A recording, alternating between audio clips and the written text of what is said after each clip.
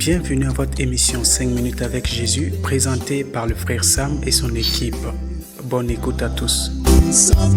Nous bénissons le Seigneur pour cette occasion de vous retrouver dans notre émission hebdomadaire. Nous sommes toujours dans le livre de Genèse, le chapitre 3, et vous avez remarqué qu'on n'a pas pu se défaire de cette action de la parole de Dieu, la nécessité de ne pas se laisser tromper par le serpent. Nous avons vu que les ruses du serpent n'est pas concentré d'abord sur autre chose, si ce n'est pour nous retirer de la parole de Dieu, pour nous enlever de la parole.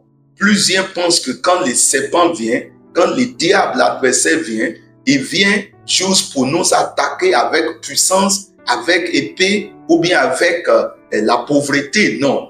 Et il vient d'abord pour déplacer l'homme de la parole de Dieu. Donc, je vais relire le livre de Genèse, le chapitre 3, mais je vais lire dans la version parole de vie. Il dit, parmi les bêtes sauvages que le Seigneur Dieu a faites, le serpent est le plus rusé. Le serpent est le plus rusé. Vous savez que je vous ai dit que ce serpent ici, c'est le diable. Ce n'est pas un serpent ordinaire. Parce que si on veut parler de serpent ordinaire, de serpent normal, on aurait aussi parlé de lions, on aurait aussi parlé de cabris. Chacun de ces animaux avait leur caractère qu'on pouvait décortiquer, qu'on pouvait manifester. Mais ce serpent en particulier que nous parlons ici, c'est le serpent ancien. La Bible a parlé de lui plus tard, que le serpent ancien. Et même dans le livre d'Apocalypse, il a dit, le serpent ancien, c'est lui qui séduit toute la terre. Donc, il est le plus rusé et il demande à la femme. Vous voyez, ici, c'est un serpent qui parle.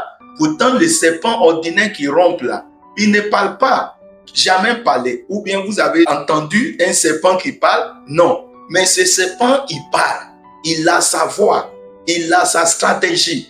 Et aujourd'hui, ce serpent ancien continue à parler à tous ceux qui veulent l'entendre. Il a dit, est-ce que Dieu vous a vraiment dit? Regarde comment il a trompé. Est-ce que Dieu a vraiment dit? Je vous avais dit ça auparavant, que comment une personne peut venir et dire, Dieu a-t-il vraiment dit? Comme s'il y a des paroles que Dieu ne dit pas vraiment. Comme s'il y a des paroles que Dieu ne dit pas dans une façon sérieuse. Mais c'est tout ça, les ruses pour tromper l'homme. Il dit, ne mangez aucun fruit du jardin. La femme répond au serpent, nous pouvons manger les fruits du jardin. Mais pour l'arbre qui est au milieu du jardin, Dieu a dit, ne mangez pas ces fruits et n'y touchez pas. Sinon, vous mourrez. Le verset 4. Les serpents répondent à la femme, pas du tout.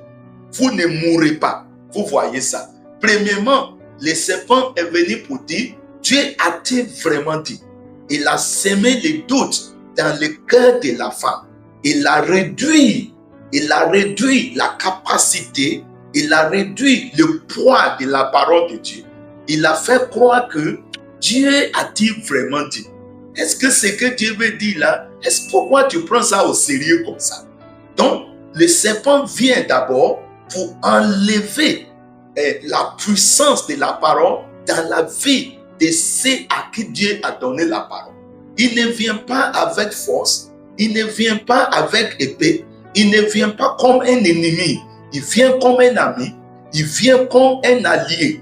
Et vous allez remarquer, chers auditeurs, auditrices, quand le diable vient vous attaquer, il ne vient pas pour vous faire croire qu'il va vous faire du mal. Il vient pour réduire votre croyance dans la parole.